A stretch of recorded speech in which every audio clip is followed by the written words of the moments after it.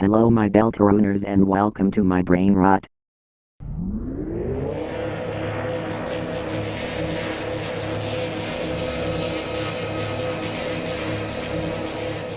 I am EB, and if you're here, you're in too deep.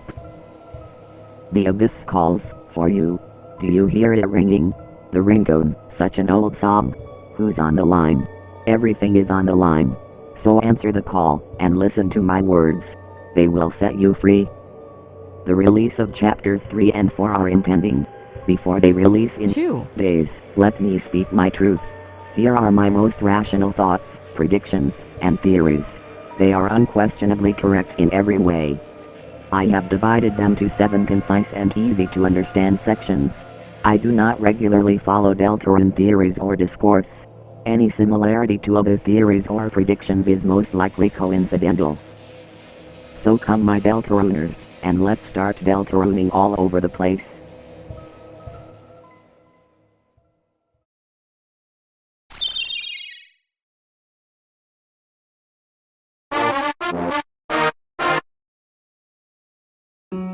What does determination do, exactly? Undertale told us it allows saving and loading, but how it relates to the fountains in Deltarune is still unclear. Or is it? Toby has told us that the world of Deltarune might have different rules from Undertale, but as usual, the phrasing leaves a lot of room for interpretation. There may be some significant overlap in the mechanics of determination, and there are a few details that might illuminate this topic spread over the games. In the legend recounted by Rousey, we get a very interesting piece of visual storytelling. On the left we have hope and light, and on the right, dreams and dark. How dreams and darkness are related is straightforward. The dark worlds can be seen as worlds of imagination, sort of make-believe lands allowing an escape from reality. Noel and Birdley even believe the cyber world is a dream. Hope and light are a little more difficult to connect. However, let's consider Undertale for a moment. Hopes and dreams came up in the final stretch of the game, in the fight against Asriel. Most memorably they feature in a song name, but hope and dream are options in your act menu as well. Choosing dream produces a consumable item called Last Dream. In the flavor text it's referred to as the goal of determination. When you use it, the text says that through determination, the dream became true. Determination making dreams true is a good way of describing the function of the dark fountains. Determination plus dreams creates darkness. Now you may be wondering, could we make a parallel to that equation with light? The hope option in the Asriel fight reduces taken damage, emphasizing holding on. The most obvious connection here are the shining Deltarune save points, allowing us to hold on to our adventure. I would guess that this is the lore reason for having different save points between the games. If the dark worlds are created using determination, then save points purely focused on determination aren't enough anymore. It's necessary to emphasize the hope that allows saving, which manifests as bright light in a world of dark. Or something like that. There is also an interesting visual difference between the games. In Undertale, determination is mostly denoted by color yellow. In Deltarune, when you approach the fountain, Chris and Susie end up facing this thing cycling through the color spectrum. It's surprisingly bright for a dark fountain, don't you think? Perhaps it's pure determination, serving as the core of the fountain. Or perhaps it's connected to the concept of power, which still hasn't been elaborated upon. A similar effect is apparent in the Asriel fight. Also, what is the soul doing with the fountain? Is it absorbing the determination? Is that why we level up after closing each fountain? Or does it have something to do with the burst of light? Is the soul turning the determination into light instead of darkness, banishing the dark world? If darkness is tied to dreams, light might have a similar association with the waking world. By the way, this part was something I put together way before the release of Chapter 2, when Queen explains that the fountains are created using determination. It would have been very, very awesome to get this theory out back then. Oh well. On to the next part.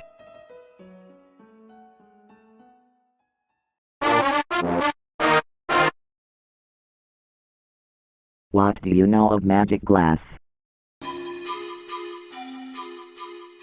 For the uninitiated, it's a way for Toby to ensure that when the characters fail to pathfind their way properly, they aren't just flying over empty chasms. There's something very weird to this solution. It's right on the line between diegetic and non-diegetic elements, maintaining the illusion of coherence but never mentioned or explained in the game by anyone. For this reason, I feel like Toby is trying to take the concept further. We already have something that might be directly referencing it in the game, something that is completely unavoidable by the player. In the first dark world we enter, we pass through a mysterious area and encounter a forgettable puzzle. When solved, it creates a transparent bridge to allow us to proceed. The sprite is not exactly the same as the actual magic glass, but close enough to call it a nod to it, or at least something glass-like. Speaking of, Deltarune had a lot of weird glass mentions. In the spammed neophyte, you can get a nonsensical flavor text mentioning rotten glass. The other mentions of glass are of drinking glasses and eyewear, mundane yet interesting. Most of the drinking glass mentions are about the Queen. The eyeglass dialogues are about several people, who are Ralphie, Alphys, Spamden, and Swatch. There are also the glass containers that Score is holding his flowers in, which comes up twice. But before we can analyze these appearances, let me bring in one more thing. Perhaps the most important. The shadow crystals, which in the light world turn into shards of glass. These little things aren't just an important collectible from the secret bosses, they also have some strange properties. When you try to use the glass, hold on. This is important enough, let's give it its own section. Dang.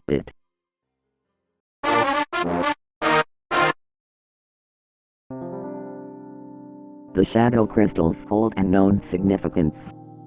While Sean seems to know about them, we haven't received any exposition on their purpose. They seem to hold some sort of power that might be related to the strength of the bosses that hold them.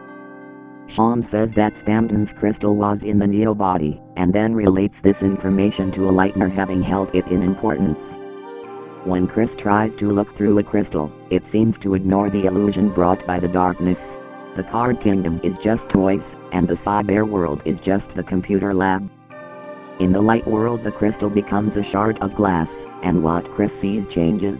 They either see through their hand, or Susie glaring at them coldly. I suggest that the function of the crystal does not change when it becomes glass. With the glass, Chris is seeing through different illusions. Chris sees through their hand, because there really is no hand, just text and game code. With Susie, it's more complicated. The Susie that we see, the actual vision on the screen, is unemotive and motionless. This vision is filtered through Chris, who sees Susie just staring coldly, like a lifeless video game sprite. That's just a theory, though.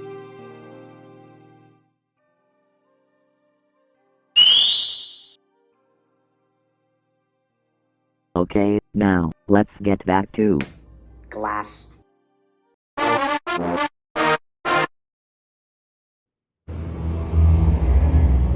So what can we gather from all this?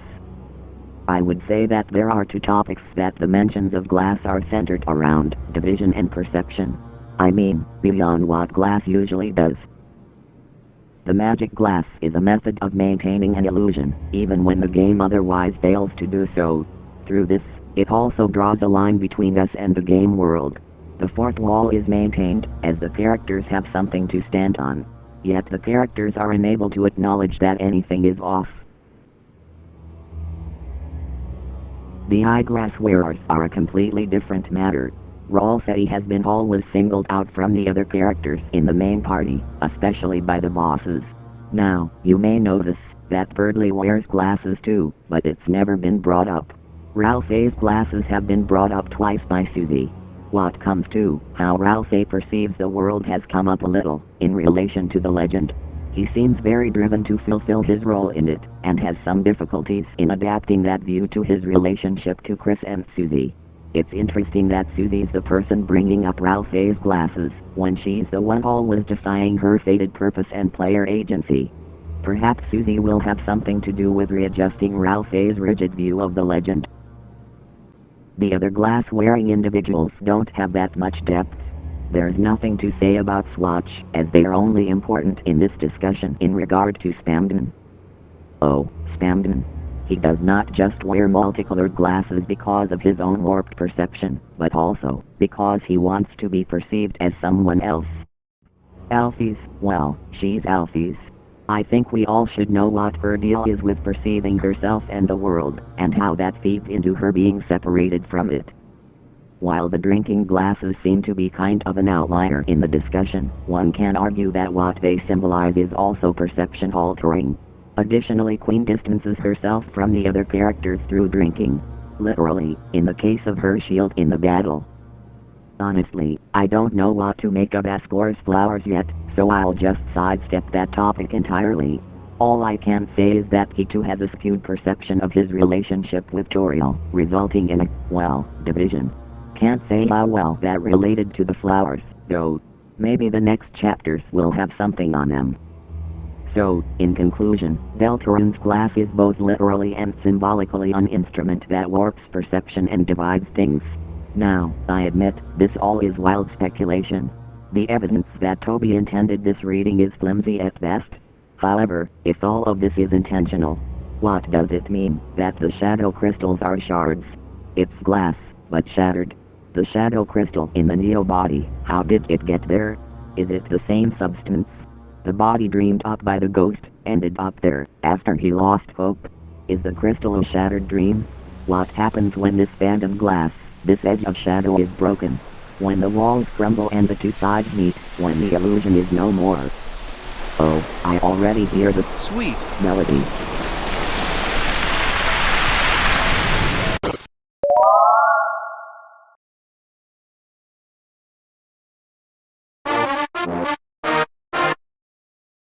Now, listen to me. Sham is the Titan. Either they have always been one, or are fated to become one. You know how cats have been brought up in the story. The still unused item Pure Crystal has a description: the shadow purified by the cat. Spamden's element is cat for some reason, and the ID of it is 6. If you know about the unused Gaster stats from Undertale, which are all just comprised of 6s, you might know how significant that number is. 666, the number of the Sham, a cat plushie, seems to be in a very, very important position, as the character you're just literally handing over the shadow crystals to. Examine the first look at a Titan we got. They have such a similar outline. The Deltarune rarely appears in the Dark Worlds themselves. You can see one at Ralphie's castle, the entrance to the Chapter 1 fountain, and at this door. The door that leads directly to Sham's shop. Also, both of Sham's eyes are hidden, but their mouth is right where the Titan has a big eye. Obviously Sham is going to do the mouth eye thing.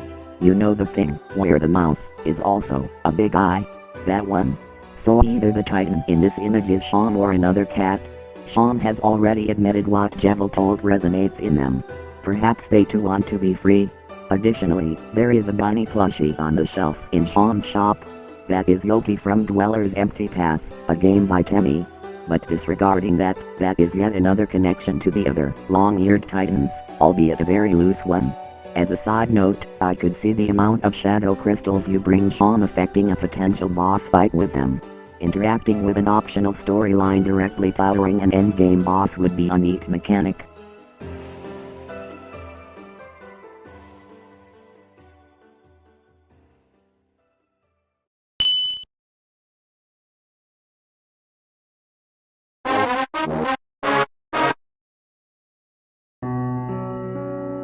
Unfortunately, it seems that we are out of time. Deltarune chapters 3 and 4 are coming out soon, and I haven't even prepared save files for every route I want to play. So I am forced to split this video into multiple parts. You are saved from the most mentally corrosive things I had prepared, for now. But with a little restructuring, I'll list some of my chapter 3 and 4 predictions that I had planned to share later in what this video was supposed to be. 1. Alvin is definitely not the knight, but might be working with them. Maybe even to the extent he's going to bring the hammer into the church to resurrect Gerson. 2. Chris is not the knight. It's the vessel, definitely. Come on, it's Mother 3, that's so obvious. But whoever it is, the most likely first appearance of the knight is around the end of chapter 3, mark my words. 3. Alphys was a royal scientist in Undertale. Now she's a teacher. What if Gaster is too? There's one door in the school we haven't gone to yet. It'd be very funny if that's how we first meet the Winginus. If we get a random Gaster encounter, I bet it'll happen in chapter 4. 4. Susie's everybody leaves line has always been a weird statement in terms of world building. This is out there, but what if it turns out it's a reference to some TV show or movie we see in chapter 3? And let's see, any other predictions? 1. The annoying dog will appear a lot more. 2. One secret boss will be a cat. 3. We won't see Papyrus. And 4. There will be a Symptoms segment in chapter 3. Alright, that's it. Maybe some other day you'll be able to hear more of my awesome theories. Until next time.